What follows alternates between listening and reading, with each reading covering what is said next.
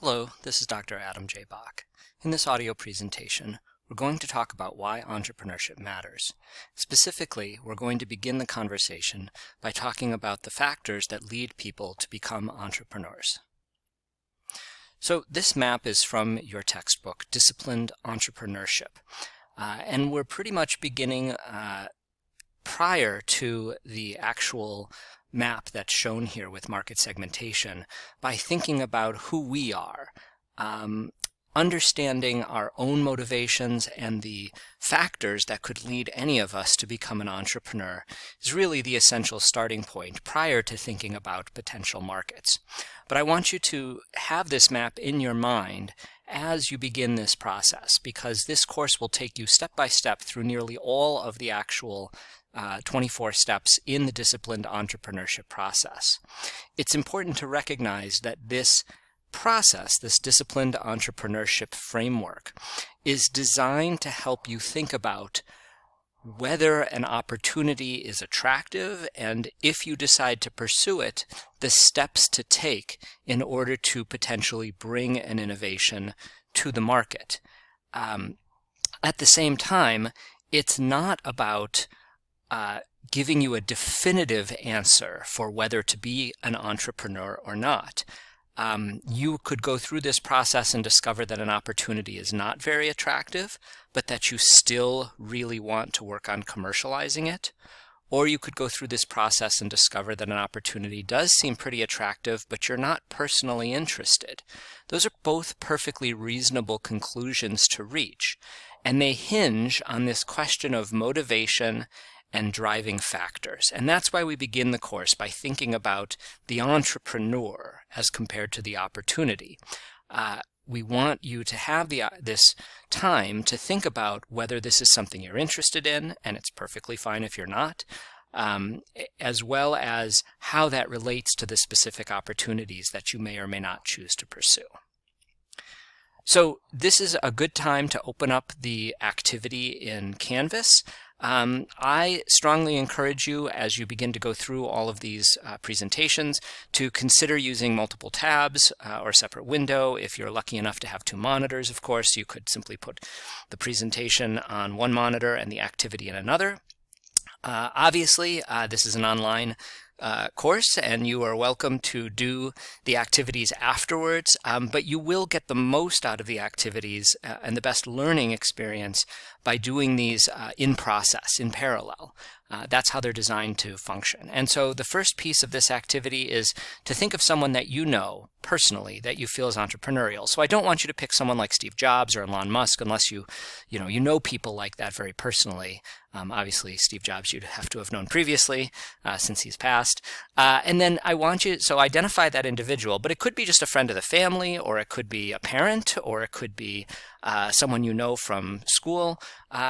Just identify their name, and then what are the 2 or 3 key traits of that person you identified? Like, what is it about them that makes you think that causes you to think, oh, this is an entrepreneurial person? So take a moment to do that, and once you've done that, then please continue on with this presentation.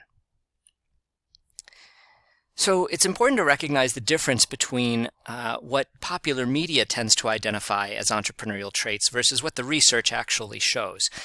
Much of popular media focuses on traits that really sound exciting, but when you read through them, you discover that they're kind of generic, and they're often, while some of them are based on studies, they're not usually based on scientific studies, and they're very often simply based on anecdotal information, like looking at a couple of entrepreneurs, people like Elon Musk, or Mark Zuckerberg, and saying, okay, well, here's a great entrepreneur, so here are this person's traits, so those must be the traits that make people entrepreneurial.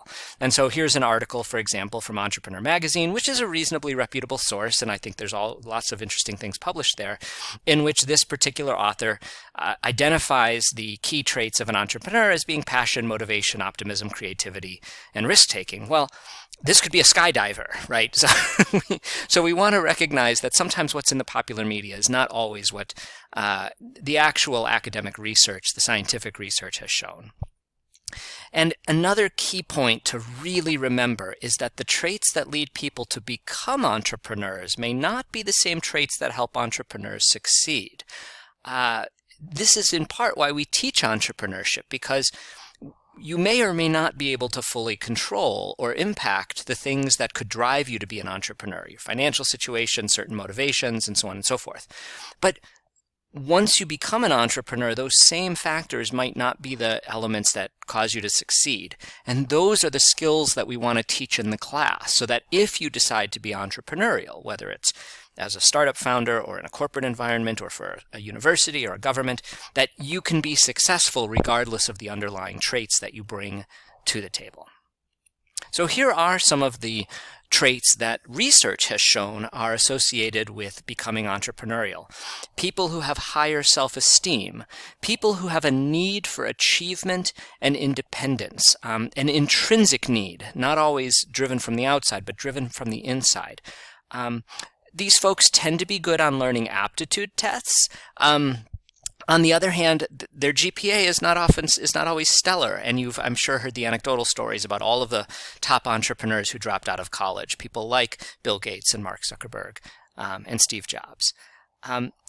In fact, the research does not show that entrepreneurs are risk takers, but it does show that they're comfortable with calculated risk taking. In other words, they often will look at situations and perform an analysis to think to themselves, does this make sense to do? They're not adrenaline junkies per se. There does seem to be a link between innovativeness and creativity and entrepreneurial behavior, and these individuals do tend to be optimistic. And there's one more element that's probably worth noting, which is that these are usually people who feel as if they have some control over their lives. We call this the locus of self-control.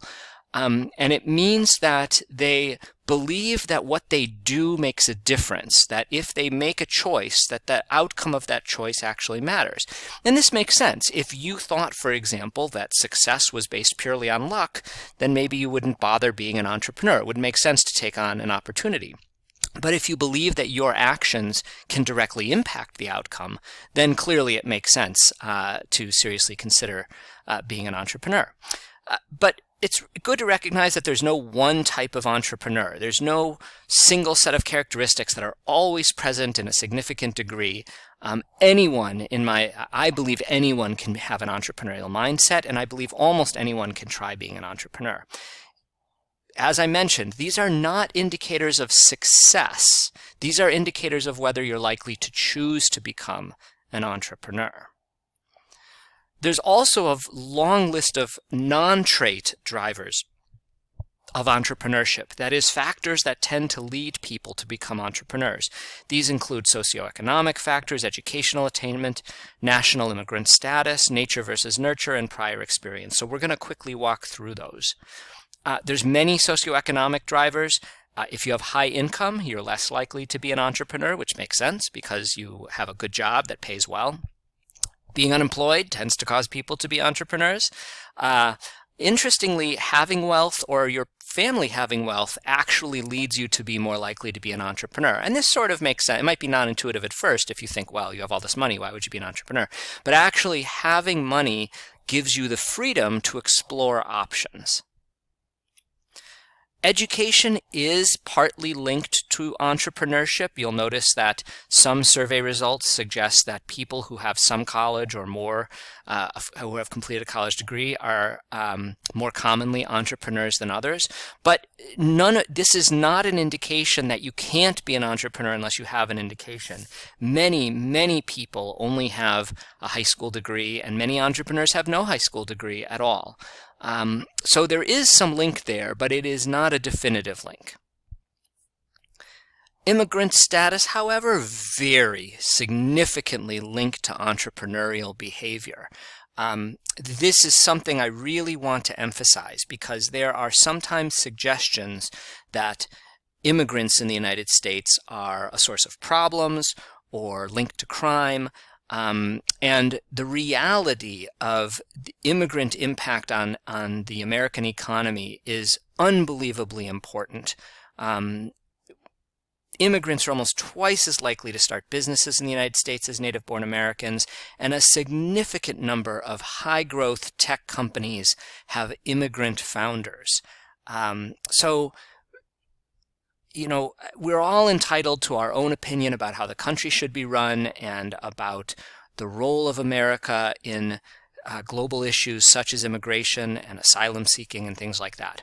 But the facts are completely clear that immigrants have a significant and positive impact on the American economy and specifically in entrepreneurship.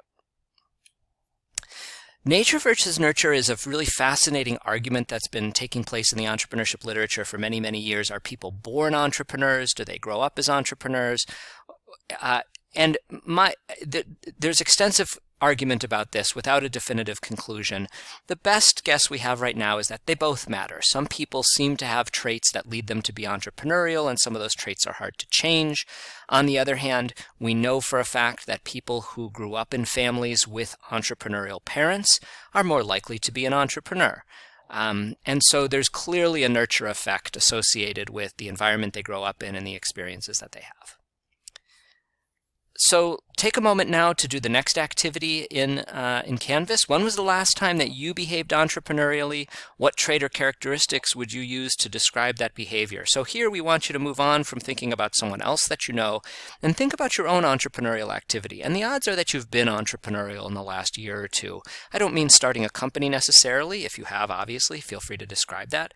But if you created a new club in high school, if you set up a Dungeons and Dragons group and got a bunch of your friends to play, if you created if you raised money for a charity, any of these kinds of things are really entrepreneurial action. So I encourage you to take a moment, think about something, and enter it into Canvas.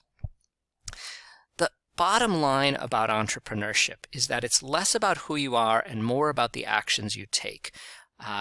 If you went through the innovation marketplace activity, you know that simply having an idea is not enough. Ideas do not commercialize themselves. Ultimately, the definition of entrepreneurship that I like, in which you see an opportunity and take action to create change, is at the heart of what we want to talk about in this class, because it's that taking action to create change that really distinguishes entrepreneurs from innovators. So I hope that this helps you see a little bit about entrepreneurship in maybe a different light, in particular how it might relate to your own prior experiences as well as what you might want to accomplish in the future.